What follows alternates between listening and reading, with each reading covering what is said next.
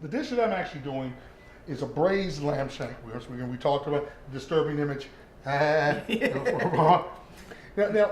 things that are tender cuts of meat, like the rack of lamb where the chops come from, only need short cooking times because they're already tender.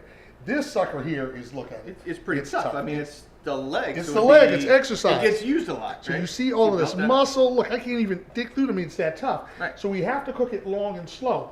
Prime cuts of meat are expensive. Cheap, tough cuts are inexpensive, which is why restaurants, we like them. But the other part, though, is the more the muscle is exercised, the more flavor that's in there. Okay. So we said we're going to braise. Now, braising is a process or a technique that combines two things: dry heat cooking, give it some color, and then moist cooking. And we're going to do a quick close-up because you're going to see how we're going to start. But because this dish takes a while, we actually started one earlier. But we're going to actually take it and actually do a third technique just for the dish that we're doing. So we're going to show how we got to this point. But first, notice we're going to take a saute pan because we want the steam to escape, so we can get some color on it. We're going to add some oil to our pan if the oil wants to cooperate. You gotta be nice to the oil. Move. See, it worked. It worked. Now we're going to add just a little bit of salt and pepper right here. Salt and pepper, shameless plug again. Okay, right onto our lamb because it helps us get a little crust. You make a mess. That's right. That's how I cook, bro. That's how I roll. I know. We got to clean that up later. Meanwhile, we'll take our little... Now, what is that little piece? That's just a little piece that came off the leg, and look at how it constricts right there. Right like that. So look, we're actually browning or caramelizing. Meanwhile, while that's rolling, we're going to add a combination of vegetables that a lot of folks either call soup veg, or that we refer to as, let's see, do you remember the name? It begins with an M. Not menage. I was about to say, my students at Potomac Job Corps Center, if you don't yell out to the computer, mirepoix, you fail. You will never get out of Job Corps. Don't tell him. He'll never know. So meanwhile, we're going to cut up some onion. And since this is going to be cooking for a long time, this dish actually is going to cook about an hour, hour and a half. We're going to use larger chunks. Right. Okay. I already had some carrots ready to go and some celery. But that's what our mirepoix is, that's celery, onions, and carrots. Now I noticed you didn't peel the carrot. No, it's not necessary, especially not for this part of cooking. Why? Because we're actually going to strain the sauce. You can strain the sauce. Well, there's nothing wrong with peeling the carrot. Do you peel every apple before you eat it? I don't ever peel it. Exactly. So it's not necessary to peel a carrot. And I don't, when I'm cooking, I don't ever peel a So most folks do it for aesthetic reasons. Okay. Now meanwhile, you're starting to see we're getting some color on top of our lamb shank. We're going to start getting some color on our vegetables. And we're going to rush this because we already have one ready to go. But normally we try and wait for the whole lamb to get about this color. Nice color brown right there. I have to try it. Okay. I'm going to also use a little bit of wine. And at this point, we usually have nice little crusty pieces of lamb stuck to the bottom that we call fond. Now we're going to fond, F-O-N-D, which means base. Okay. Now, we're going to take a little bit of our wine, add it to it to pull it up, which is what we call deglazing.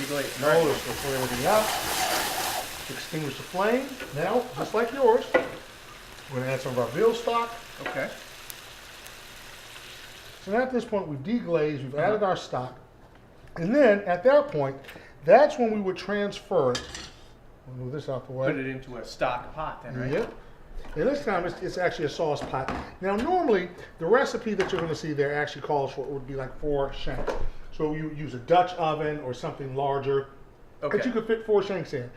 In this one, I actually laid them down, but you can actually cook them standing up. That's fine as well. Okay, if you got a deep enough pan. Exactly. Then, right? Okay. So we'll add all our stock and everything to it. Meanwhile, we cover it up, we bring it to a boil, lower it to a simmer, cover it, and this can also be done in the oven if you want to. Like if you don't have time to watch it, just put it in a dish, put a lid on it, throw it in the oven, say about 450 degrees until it's tender. And this, so even though you're reducing everything, you still put the lid on it, right? Still put the lid on it because we actually need, it's a moist heat cooking method, so we need that steam to help break down the muscle. How we know when it's ready?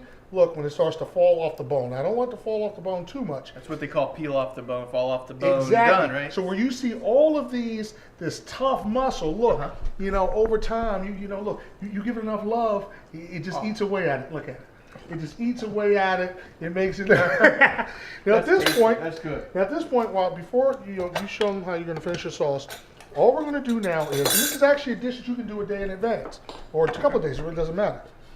So we're now going to take it, just to give it a different texture.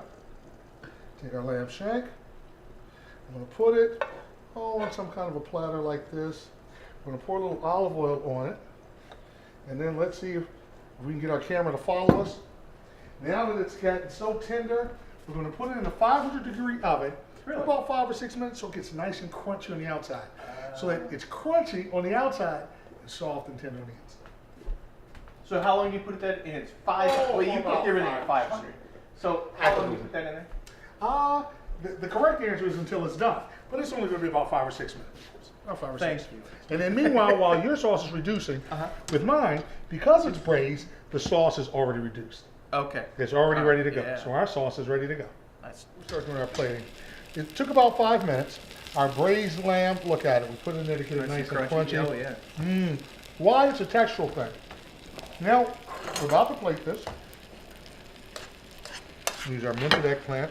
It's got a lot of nice color in there with all the different. And it's exploding with flavor. The eggplant turned yellow. Exactly. Okay. And the thing is, what we're going for with this dish, smell that, Nick? Yeah, I do smell that. We're It's going really for a pungent. bunch of different textures here. And combinations of flavors. Now the one thing that we made that we did not show off camera, and if you can get me well, I'll use a fork or a spoon. Don't worry about it, I'll use a spoon we have here. There we go. With this dish, since it's got kind of a Mediterranean feel, decided to serve it with couscous. Now, what do you know about couscous? What is couscous? It's really tiny. Okay, here we go. It's kind of a rice, isn't it? Okay, there we go. Couscous is a very misunderstood starch. It is pasta. Pasta. People think that is a grain. Couscous is pasta. Here we have a curry couscous we're going with it. And we showed this before, just to make it look fancy schmancy like we do at a restaurant. We like fancy schmancy. We can take anything, a mold, a ring mold, a cup. I'm going to put a little olive oil in it just to coat the side so it'll come out. We're then going to take some of our couscous after we forked it. Fork that couscous, man. Take it easy there. This is rated PG-13. I'm going to fill our cup. Little darling. Sometimes you can use a smaller cup if you press for time. There you go. Good thing we're not. We're going to pack it down. I think you showed folks that before in an episode with the rice. Just to make it stick. And you don't have to do this, but it just adds a little bit of nice. balance to the adds a little drama. and makes it look nice. So look, it's almost like we have two sauces here. You see? Now a lamb shank. I'll check you out. Oh, and then you got the sauce on top. And the sauce. The same braising liquid. Oh, that smells really good. Is this sweet for me? Is it?